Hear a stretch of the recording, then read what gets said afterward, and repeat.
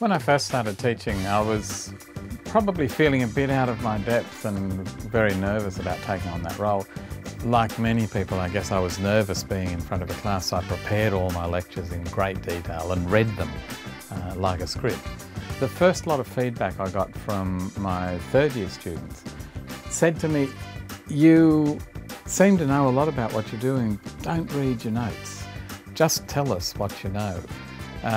In the process, that gave me a lot of confidence as a teacher. I later became a recipient of a national teaching prize, and that was an experience, that feedback experience really freed me up, and I think it really helped me become a much better teacher. And I actually would say that a lot of the strength of my teaching has come from that feedback experience, from that first cohort of students. One of the reasons why it's great for students to do student evaluations is because they're actually extremely helpful in changing the way that courses go. Last year I taught a unit in philosophy where we had a set textbook, and at the end of the unit I did a learner evaluation of the unit, and it turned out that pretty much every student said that they hadn't found the textbook to be engaging. And so in planning the course for this year, I rethought the entire idea, got rid of the textbook and set a series of readings, mostly drawn from journal articles and a couple of really important book chapters.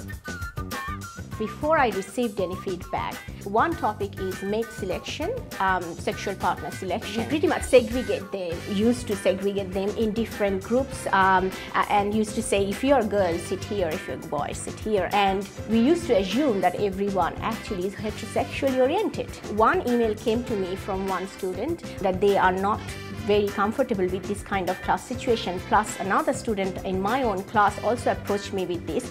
And then at the end of the semester, when there was an opportunity for them to actually write their feedback, they actually gave me constructive feedback, saying that how they kind of didn't like that particular aspect of the class. In the next year, I actually I placed my students in random groups of male and female, so not segregating them. There can be groups, mixed groups with heterosexually oriented boys, heterosexually oriented girls, homosexually oriented girls and homosexually oriented boys, and they felt very comfortable, and I actually saw that reflected on the feedback. They actually said that this was one of the most enjoyable class that they had in the whole of their courses.